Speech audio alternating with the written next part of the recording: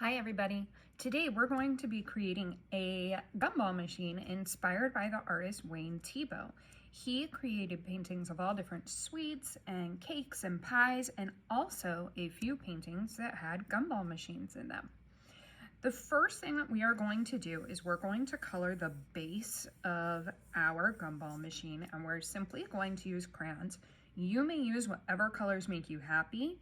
One of the things that I tend to look for with this assignment is, can you color in each space nicely and neatly? Or I should not see it just colored all over. I should see each one colored in separately. And you can pick whichever colors you want.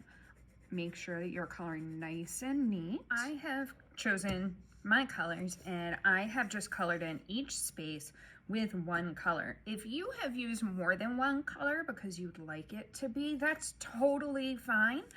I tend to just like one shape to be one color, but that's a personal preference.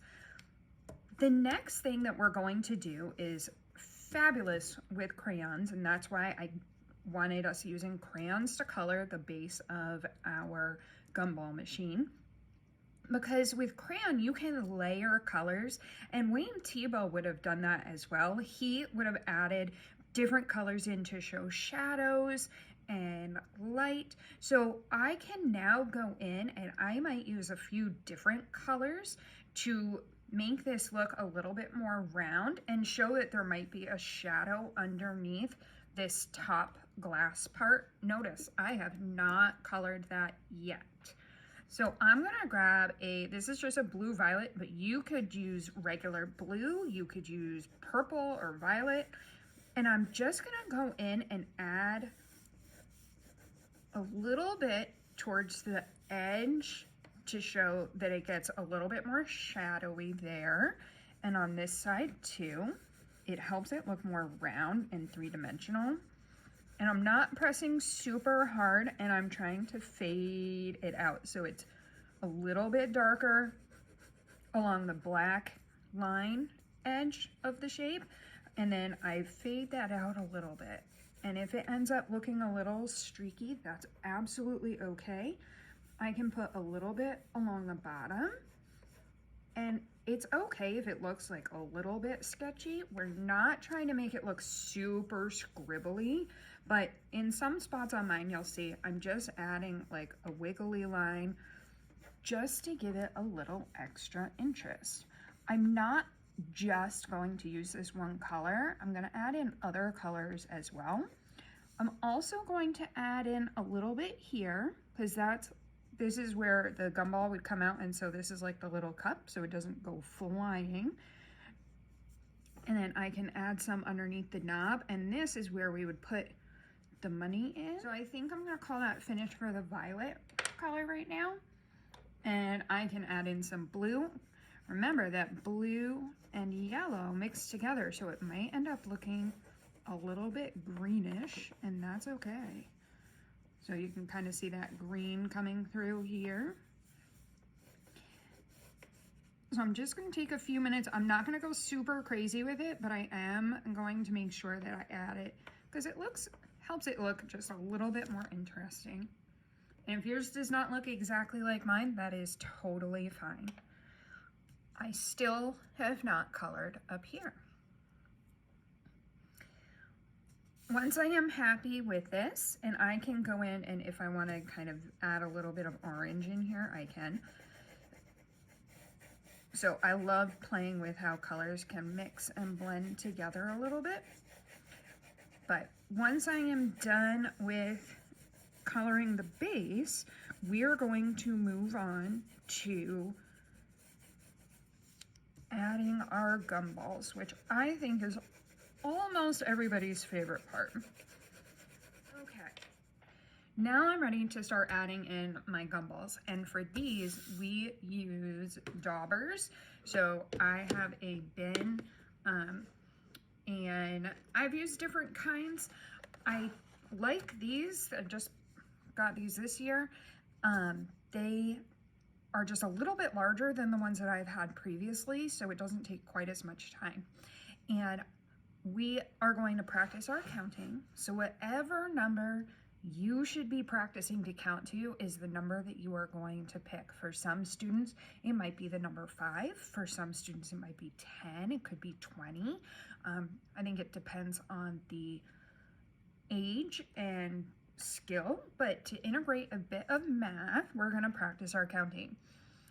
So I'm going to show a few different examples. So if you're a friend who should be practicing your counting to 5, you simply hold this up and you press it down and it makes a beautiful spot. You don't need to super squeeze it. You also don't need to shake these.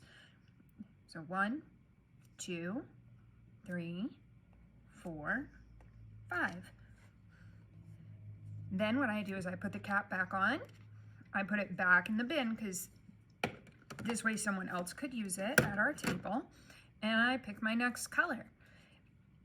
So if you're a friend who counts to 5, you're going to do 5 dots, then switch colors, 5 dots, then switch colors.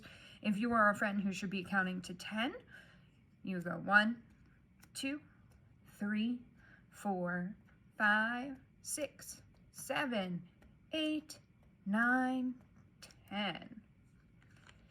Notice that when I am using my daubers that I am not banging them. It does not sound like a hammer. So if you are a friend who counts to 5, just count to 5 over and over and over and really become a 5 counting expert. If you are a 10 counting expert, do that. If your teacher gives you a different number, practice counting to that. Don't panic if you make a mistake or if you do one extra. That is fine, but we are trying to make sure that we are practicing, and this way it ensures that we are, and you'll notice that one's not working as well, so I just keep pressing it down a little bit and it will start working better. So you are going to practice nice and careful, and notice that I'm spreading them out. I'm not just clumping them all in one space. If you like your art to be a little bit more organized and you want them kind of more in stripes, that's fine. It's your work. It does not need to look exactly like mine, because art would be very boring if everybody's work all looked the same. But I am looking for these to be nice and full. If you use all the colors, I want you to go back in and use them again, because as I ask my students, would you want a half empty, barely full gumball machine, or would you want one to be as full as possible? So most of us want one to be as full as possible. And if there's a color you don't really like, don't use it. That's okay. But I would like to see at least 3 colors. So you're not just filling it all with one color. At least 3. So I'm going to keep making gumballs, and I will check back in a minute. Now that I have my gumballs pretty full, I am going to cut out my gumball machine. One of the things that can be a little bit tricky is when we go to cut around this circle, sometimes people forget and they cut right across here as well. We're only going to be cutting on the following line. So I'm going to draw out a careful cutting line. And you don't have to do this. I'm just doing it as a reminder for my friends so that they can see where they should really be focusing on their cutting job. If you would like to add a careful cutting line to your work, you can make one, or you can ask for help to make one and simply ask for a careful cutting line, because that will tell us that you're trying really hard. You're going to be responsible and create an easy line to follow so that you know where your scissors should be going. Keep them on that road. Okay, so that's my careful cutting line today. So I can go across, up, turn around the circle, and then here I turn back. So I'm going to use my scissors and cut out my gumball machine. After I am all done cutting out, what I am going to do is I'm going to work on the background for my gumball machine. Then I get a piece of 12 by 18 construction paper. So I've chosen blue because I think mine will look nice on a blue background. You may choose whatever color makes you happy, but I would say that if your base is like a lot of yellow, you probably do not want to choose yellow for your background because it won't stand out as much.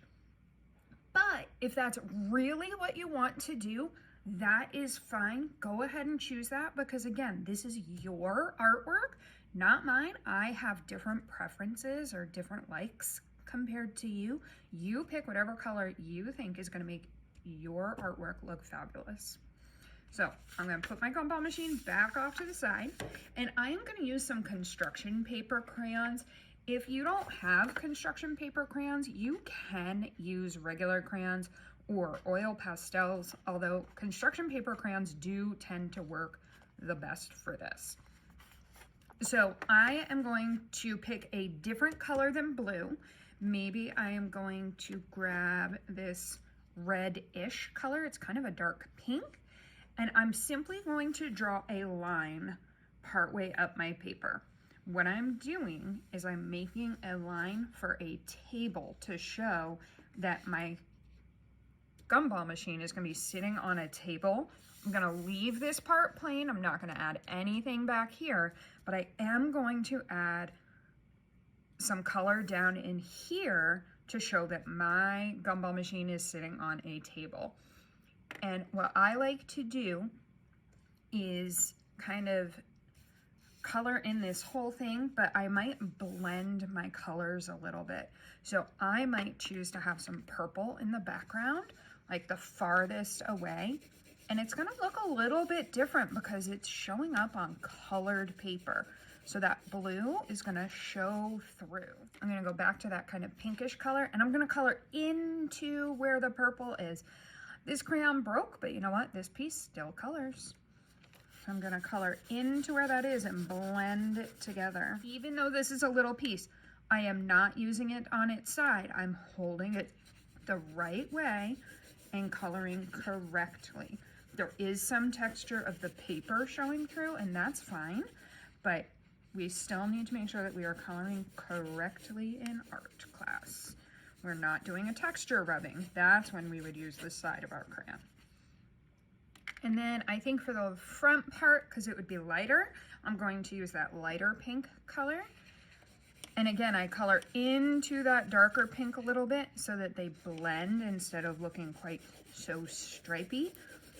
But it is up to you. If you like how the stripes look, then make it stripy. That's fine. I now have my table totally colored. If you want to add a little bit of extra color, Wayne Thiebaud would sometimes add just an extra edge on his tables, and he sometimes would use kind of that greenish color. The next thing that we are going to do is attach our gumball machine to our background. So we want to make sure that we are leaving space all the way around it. So we don't want it hanging off like that because it will look silly. I tend to prefer liquid glue, the glue in a bottle, but if you only have a glue stick, you want to go around the edge all the way. And if you're using a glue stick, you really scrub that, and then you flip it over and you really rub your edges, because glue sticks work better if you warm up that glue a little bit. It helps it stick better. I tend to use bottled glue, so I will show you how to do that. I use my glue, thin line, not a big huge gob. Make sure that your glue is open all the way, and just a thin line, not touching the edge of your paper because otherwise it's going to squish out. And I touched it at the end just so that it would come off easier, and then I shut my glue bottle. I take this carefully and I kind of position it. I can move it around however I want. I try to make sure that it is kind of centered. It's not perfect, that's okay. Now I stick this on. To help these dry flat in my classroom, I tend, as long as there's no glue sticking out, okay, I will tend to store them upside down, and then I put a stool on top of them, like upside down, so that it kind of keeps this circle part from curling up. But we can always just let it dry, and if it gets a little bit wiggly, we can flatten it out after the glue is dry, because like I have some that sticks out a little bit there. If you have glue sticking out, you do not want to rub at it, because that will make it look worse. If you just let it dry how it is, this glue dries clear, so you will barely even notice it. Very last thing that we do, if we're saying that we are all done with our work, we are going to take a moment and we need to sign it. We are just going to use a regular pencil to sign it because we don't want our name in class or whatever. We don't want our name to stand out too much from our work. So Ms. Tuttle tends to sign hers right in the corner. I do press firmly so it shows up, but nice and small and neat. But this way, people know who did it without having to check the back, and I'm taking ownership of my work. I'm signing it, I'm done, it's mine. So I have my finished gumball machine. I hope you enjoyed following along and practicing some counting, layering colors, using different kinds of materials, some cutting skills. We did a lot of skills with this assignment. All right, I hope you enjoyed it, and I will see you all next time. Bye, everybody.